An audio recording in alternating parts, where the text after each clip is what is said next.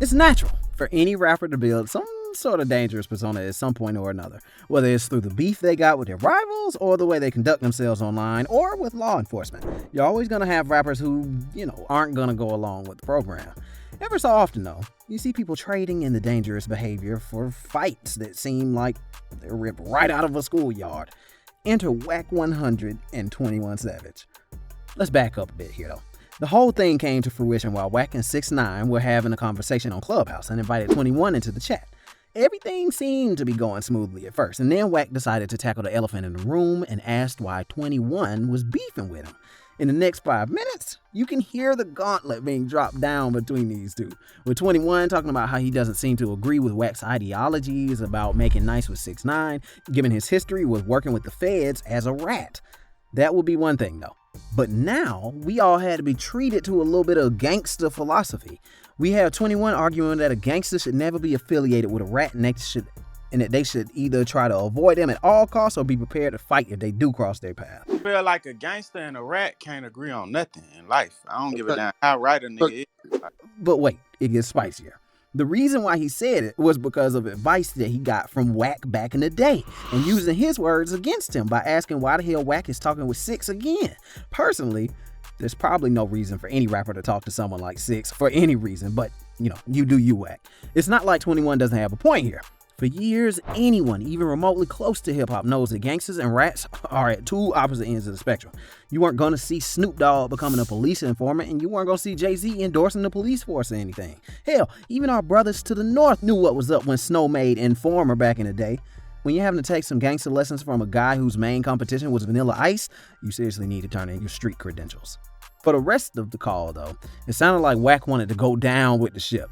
After 21 says his piece, this man decides to double down and accuses 21 of pump faking his actions and bringing up a personal beef that he had with Meek Mill, where he would be raring up to go at a moment's notice. Why you want to interview talking about sucking dick? That's what I said.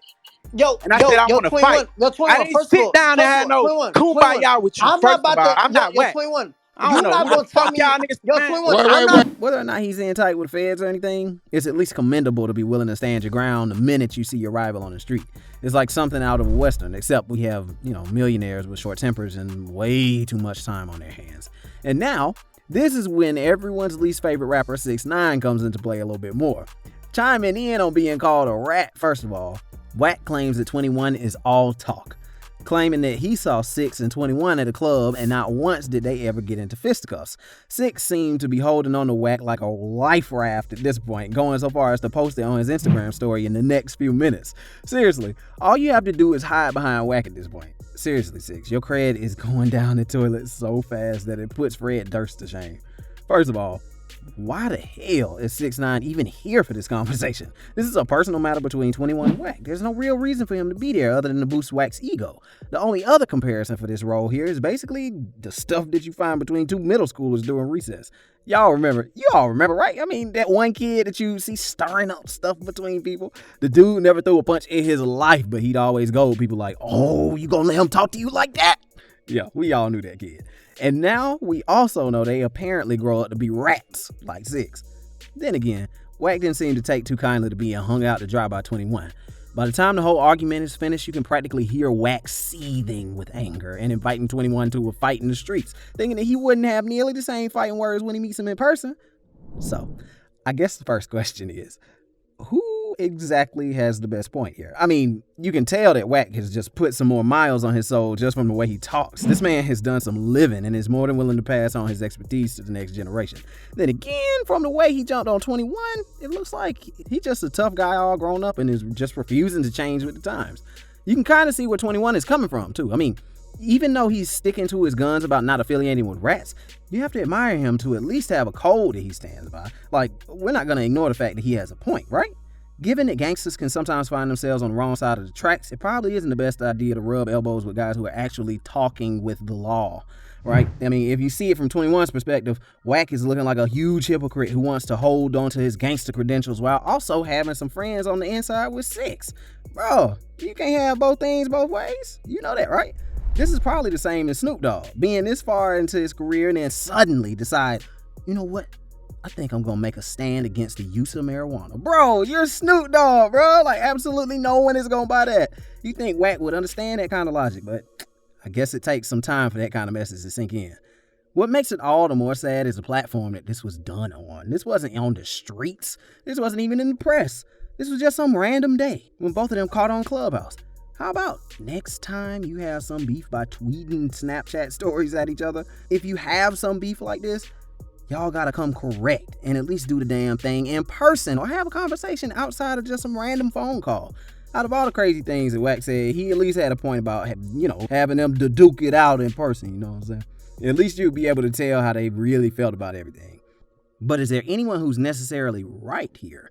Honestly, I don't really think so.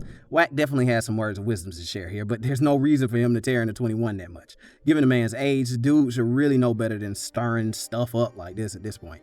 At the same time, you probably shouldn't be going to bat too much for 21 either. I mean, sure, the man has been around the block more than a couple of times, but you shouldn't really have to keep things black and white in terms of gangsters and rats.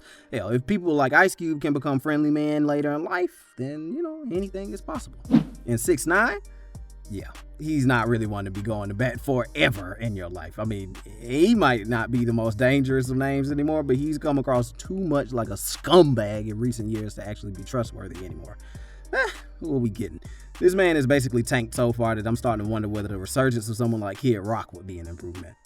21 doesn't seem to be a guy looking to fight, though. He's looking for a conversation where, they can sort things out.